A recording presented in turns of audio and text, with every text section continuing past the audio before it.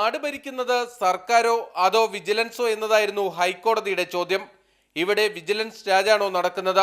രണ്ട് മന്ത്രിസഭകൾ ശരിവെച്ച നിയമനത്തിന്മേൽ പിന്നീട് അന്വേഷണവുമായി പോകാൻ വിജിലൻസിന് എന്ത് അധികാരമാണുള്ളതെന്നും ഹൈക്കോടതി ചോദിച്ചു. കേസ് സംബന്ധിച്ച് കൂടുതലൊന്നും പറയാനില്ലെന്നും അടുത്ത മാസം 3-ന് വിശദമായ റിപ്പോർട്ട് നൽകണമെന്നും ഹൈക്കോടതി വിജിലൻസിന് നിർദ്ദേശം നൽകി. എൻ ശങ്കർ റെഡ്ഡിയെ വിജിലൻസ് ഡയറക്ടറായി നിയമിച്ചത് ക്രമവിരുദ്ധമാണെന്ന ആരോപണത്തിലാണ് വിജിലൻസ് ത്വരിത പരിശോധന നടത്തിയത്.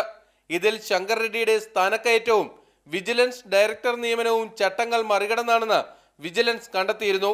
എന്നാൽ സർക്കാർ ഈ നിയമനത്തിന് അംഗീകാരം നൽകിയതിനാൽ ഇതിൽ കേസെടുത്ത് അന്വേഷണം നടത്താൻ കഴിയില്ലെന്നും വിജിലൻസ് തിരുവനന്തപുരം വിജിലൻസ് കോടതിയെ അറിയിച്ചിരുന്നു. ശങ്കർ റെഡ്ഡിയുടെ നിയമനത്തെ താൻ എതിർത്തിരുന്നെന്നും ഇതിൽ ആഭ്യന്തരമന്ത്രിയുടെ സമ്മർദ്ദം ഉണ്ടായിട്ടുണ്ടെന്നും ഫയലിൽ കുറിച്ചിരുന്നതായി അന്നത്തെ ചീഫ് സെക്രട്ടറി ജിജി തോംസൺ വിജിലൻസിന് മൊഴി നൽകിയിരുന്നു. എന്നാൽ ഇത് സംബന്ധിച്ച 2 ഫയലുകളും ഇതുവരെ വിജിലൻസിന് കണ്ടെത്താനായിട്ടില്ല. മാതൃഭൂമി ന്യൂസ്, കൊച്ചി.